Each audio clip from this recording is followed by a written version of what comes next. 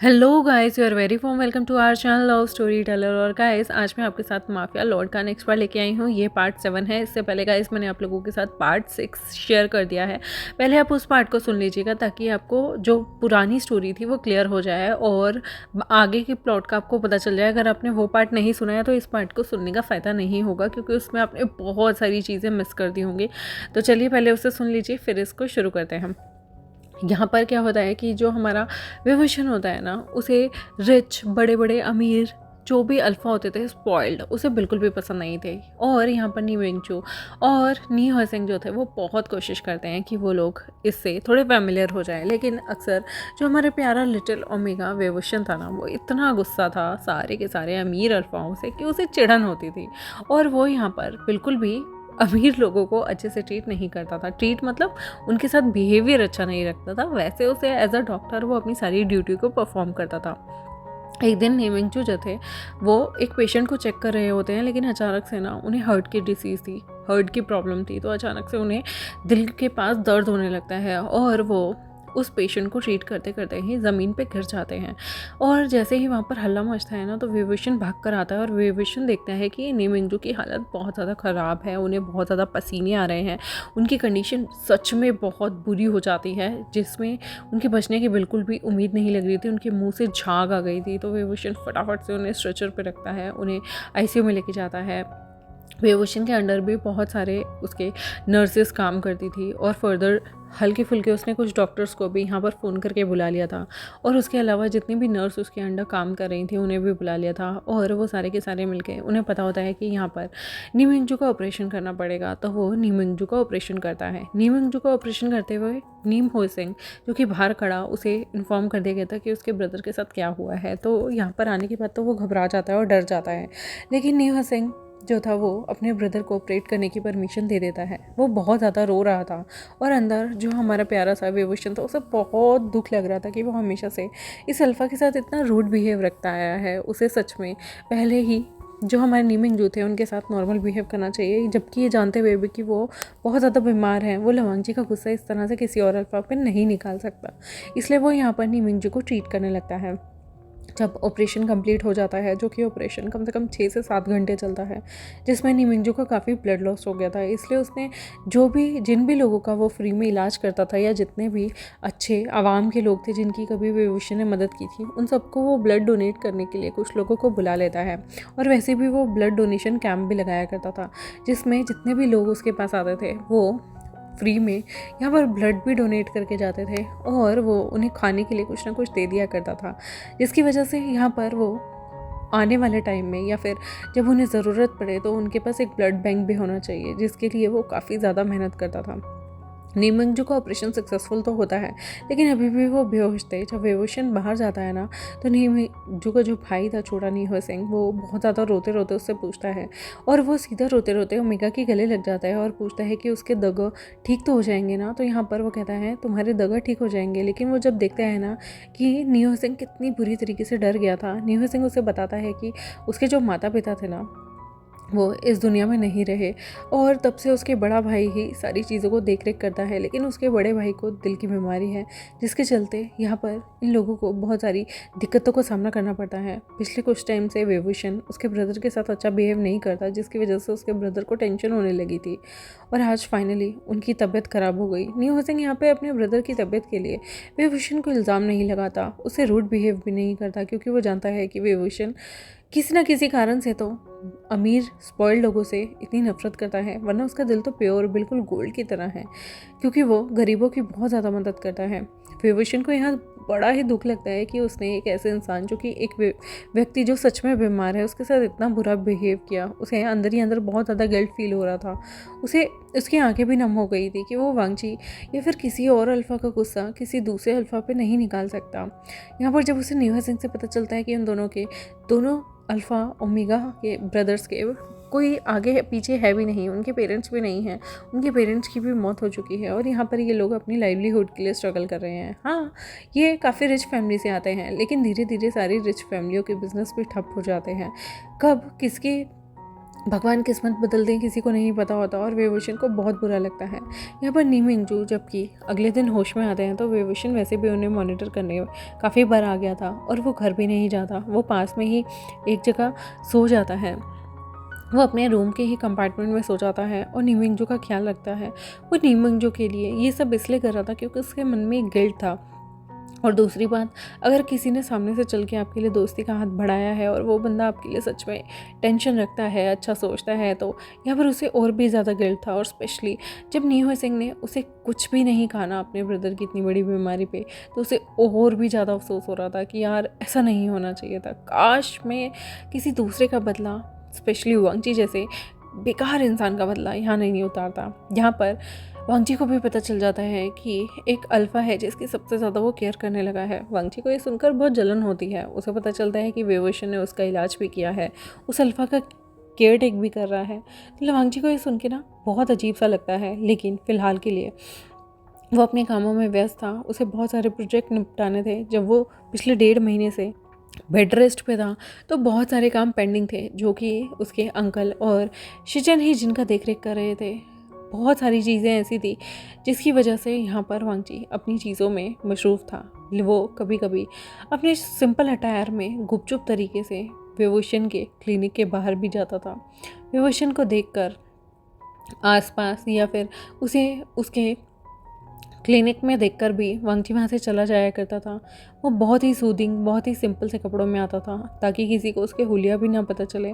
तो वो अपने आप को बहुत ही मीडियोकर दिखाया करता था और वहाँ से चला जाया करता था। आज जब वो देखते हैं ना वेवोशन यहाँ पर नी मिंगजू की कितने अच्छे तरीके से खातिरदारी कर रहे थे। वो नी मिंगजू जो कि आईसीयू में थे, कुछ खा नहीं सकते थे, उनको फूड पाइप लगाते हैं, ऑक्सीजन जो बूथ था उसके मुंह में लगाते हैं, ऑक्सीजन मास्क पहनाते हैं और यहाँ पर वो उसकी बहुत अच्छे से ट्रीटमेंट करता है, जिसकी वजह से वांगची को जलन होने लगती है। पर वो कुछ कहना नहीं चाहता था। वो दूर ही खड़े बहुत बड़े शीशे की विंडो से देख रहा था और उसे मन में लगता है कि उसने कितना बड़ा चांस खो दिया। काश वो किसी नॉर्मल फैमिली में पैदा हुआ होता, किसी अमीर रिच माफिया फैमिली में नहीं, तो वो इस ओमेगा को पा सकता था। इनकी एक हैप्पी मैरिड लाइफ हो सकती थी। और वहाँ से वो चला जाता है ये सोच के कि शायद वेवोशन की लाइफ से उसका चैप्टर एंड हो गया है और वेवोशन को एक नया अल्फा मिल गया है। जब वो जाते जाते एकदम से नी हुई सिंह से टकरा जाता है जो कि अपने ब्रदर के लिए जूस ला रहा था और जूस यहाँ पर उसका वांगजी के कपड़ों पे स्पिल हो जाता है।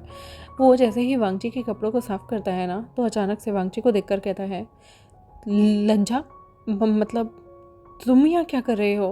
वांगजी कहता है, तुम मुझे जानते हो? यहाँ पर नी हुई सिंह कहता है, मैं तुम्हारे ब्रदर को भी जानता हूँ। तुम्हारे ब्रदर लिनचिचन हैं जिन्हें प्यार से जेवजुन कहा जाता है। यहाँ पर लवांगजी उससे कहता है, मुझे माफ़ करो, आपको शायद गलत फहमी होगी है। यहाँ पर नी हुई सिंह उसका हाथ पकड़ कर कहता है, मुझे कोई गलत फहमी नहीं हुई है, मेरा एक संदेश है, क्या तुम अपने भाई को देना चाहोगे? लवांगजी कहता है, लगता है आप मुझे कुछ और समझ रहे हैं, मेरा कोई भाई नहीं है। यहाँ पर नी हुई सिंह उसका हाथ ज़ोर से पकड़ता है और कहता है, अपने भाई से कहना कि अगर वो मेरा फ़ोन उठा सके तो फ़ोन उठा ले। यहाँ पर लवांगजी पीछे मुड़ के देखता है और कहता है, तुम्हारा क्या रिश्ता है?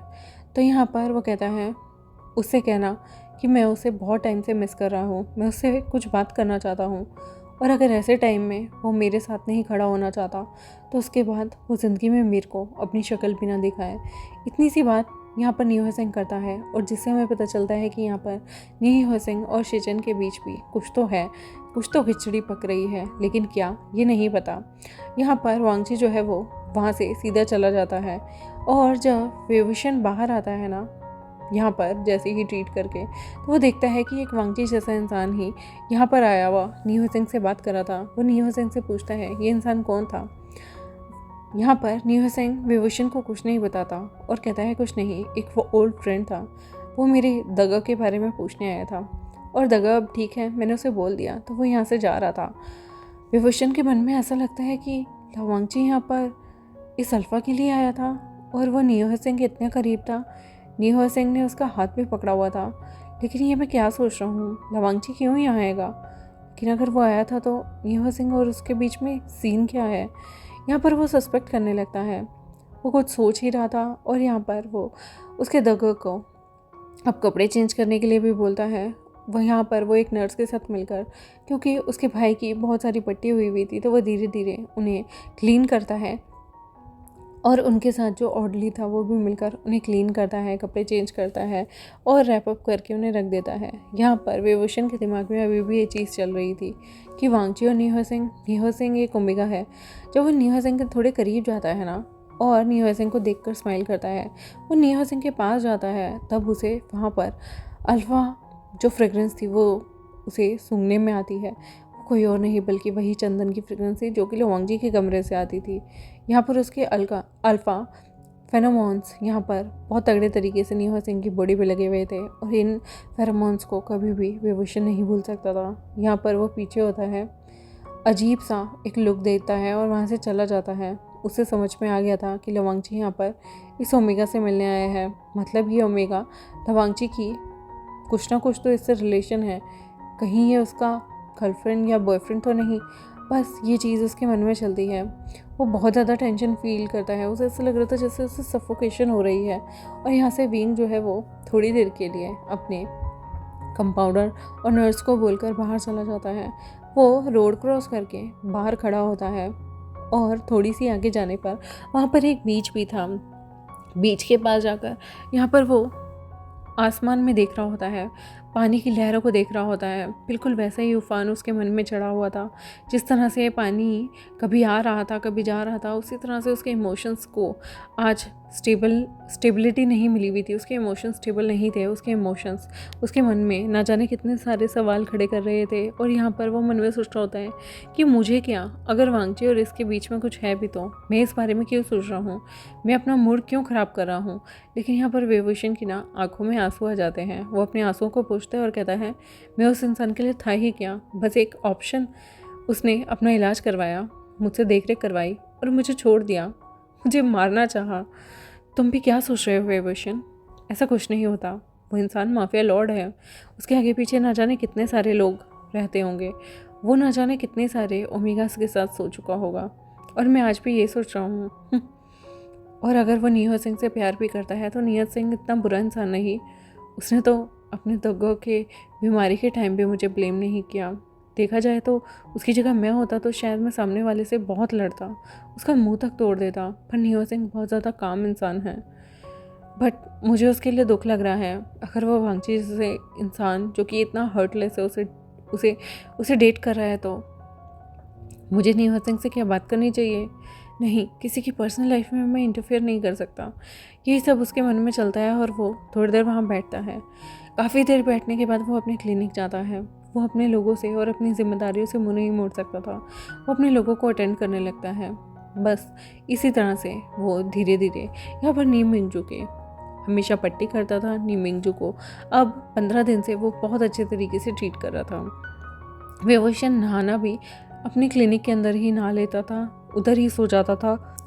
वो अपने उस घर में नहीं जाता था क्योंकि उसके घर में मोस्टली कबाड़ ही पड़ा रहता था, जहाँ पर जाकर उसे बिल्कुल ज़्यादा सिकनेस सी फील होती थी। उसे ऐसा लगता था जैसे उसे वॉमिट हो जाएगी। और कभी कभी वो वांगची को भी बहुत कोसता था। एक बार क्या होता है कि विंग की हीट फिर से आ जाती है। ऑब्वियस सी बात है कि उसकी हीट आ गई थी और जिसकी वजह से यहाँ पर उसके पास कोई अल्फ़ा भी नहीं था। वो दवाई खा के अपनी हीट को कम करने की कोशिश करता है, लेकिन वो अपनी हीट को जब कम करने की कोशिश कर रहा था ना, तब उसे पेट में बहुत दर्द होता है। यहाँ पर वो उस दिन अपने घर चला गया था और अकेला अपने रूम में ही लेटा हुआ था।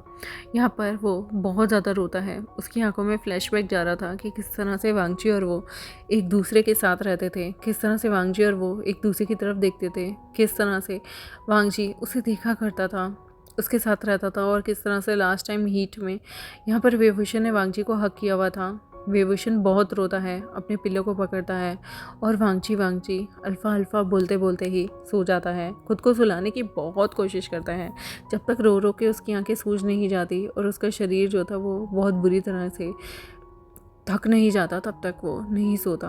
और उसके बाद धीमे धीमे उसको नींद आती है और जब वो अपनी बिल्कुल सो जाता है ना, उसके बाद यहाँ पर उसे सपना आता है जिसमें लवांगची उसे पहले शादी के लिए प्रपोज करता है। और वो जैसे ही वांगची का शादी का प्रपोजल एक्सेप्ट करता है, तभी वांगची मुस्कुराते हुए कहता है, बेवकूफ़ कहीं के, मैं तुमसे शादी करूँगा। वो गन निकालता है और सीधा विभूषण के माथे पे गन रखकर अपनी गोली चला देता है। इतना भयंकर सपना देखने के बाद विभूषण की नींद खुल जाती है। वो खुद को पसीना पसीना पाता है और वो मन में सोचता है कि शुक्र है ये सपना था। वो अपने पसीने को पोंछता है और मन में सोचता है, मैं ये क्या सोच रहा हूँ। वो इंसान मुझे भूल भी गया होगा, तो उसके लिए एक कीड़े मकोड़े जैसा था। यहाँ पर वो अपने आप को ट्रीट करता है। 3 दिन तक वो मैसी कंडीशन में घर में रहता है।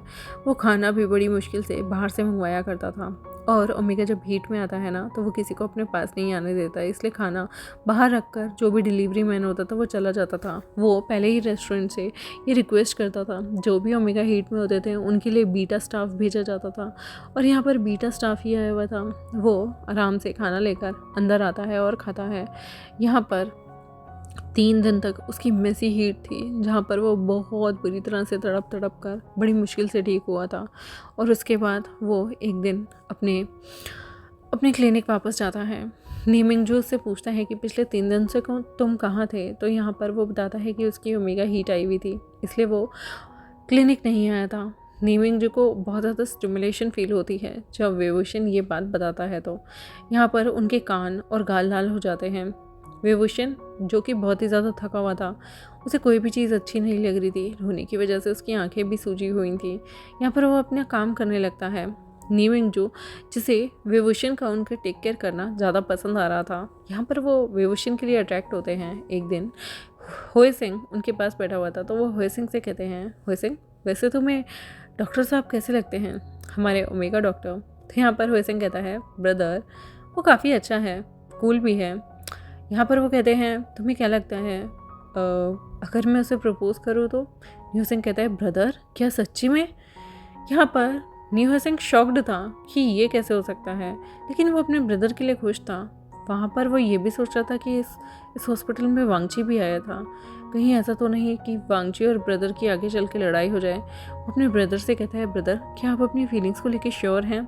उसके ब्रदर कहते हैं, वो काफ़ी अच्छा है, केयरिंग है, गरीबों की मदद करता है, मुझे और क्या चाहिए। मुझे कोई भी स्कीमिंग या फिर ऐसा इंसान नहीं चाहिए जो बहुत ज़्यादा चतुर हो, और मुझे ऐसा लगता है कि हमारे परिवार को और बाकी सबको वो बहुत अच्छे तरीके से हैंडल करेगा। जबकि विंग के मन में ऐसा कोई भी ख्याल नहीं था। देखते हैं गाइस आगे क्या होगा और क्या नहीं। मिलते हैं आपसे नेक्स्ट एपिसोड में, तब तक के लिए मेरे चैनल को सब्सक्राइब, वीडियोज़ को लाइक, बेल आइकन को प्रेस कर लें।